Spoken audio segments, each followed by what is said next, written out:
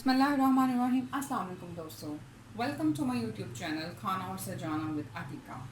आज की जो रेसिपी लेकर आई हूँ वो बटर मिल्क है। बटर मिल्क हमारी बहुत सारी रेसिपीज़ में यूज़ होता है, बेकिंग के लिए बहुत यूज़ होता है, हमारी फ्राइड आइटम्स में हम इसको बहुत इस्तेमाल करते हैं, केक्स वगैरह के अंदर चिकन फ्राई करने के लिए भी हम इसको इस्तेमाल करते हैं। इसको बनाना बहुत ही आसान है, आप इजीली इसको घर पर तैयार कर सकते हैं। इसके लिए हमें सिर्फ 2 इंग्रेडिएंट्स चाहिए। ये देखें, बटर मिल्क बनाने के लिए मैंने यहाँ पर 1 कप के करीब जो है दूध लिया है। उसके साथ ही साथ मैं इसके अंदर 2 टेबलस्पून के करीब लेमन जूस ऐड करूँगी। अगर आपके पास लेमन जूस नहीं है तो आप इसके अंदर 2 टेबलस्पून वाइट विनेगर जो है वो भी ऐड कर सकते हैं। इसको हमने कुछ भी नहीं करना, बस ये दूध के अंदर हमने ये 2 टेबलस्पून के करीब लेमन जूस ऐड करना है।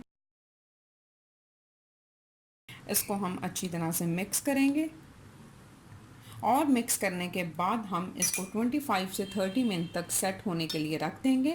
25 से 30 मिनट के बाद जो है ये बिल्कुल रेडी हो जाएगा। तो चलें 30 मिनट का हम वेट करते हैं और फिर इसके बाद मैं आपको दिखाती हूँ कि बटर मिल्क जो है वो किस तरह से रेडी होता है। जी बिस्मिल्लाहिर्रहमानिर्रहीम, 30 मिनट्स हो चुके हैं और ये बटर मिल्क जो है वो रेडी हो चुका है।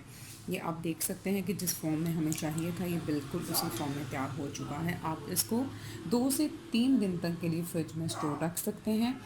आपने जो भी चीज़ बनानी हो, केक्स वगैरह या फ्राई आइटम्स वगैरह जो भी करनी हो, आप इसको उसी वक्त बनाकर भी यूज़ कर सकते हैं और 2 से 3 दिन के लिए आप इसको फ्रिज में स्टोर कर सकते हैं। 2 इंग्रेडिएंट्स के साथ बहुत इजीली जो है ये रेडी हो जाता है।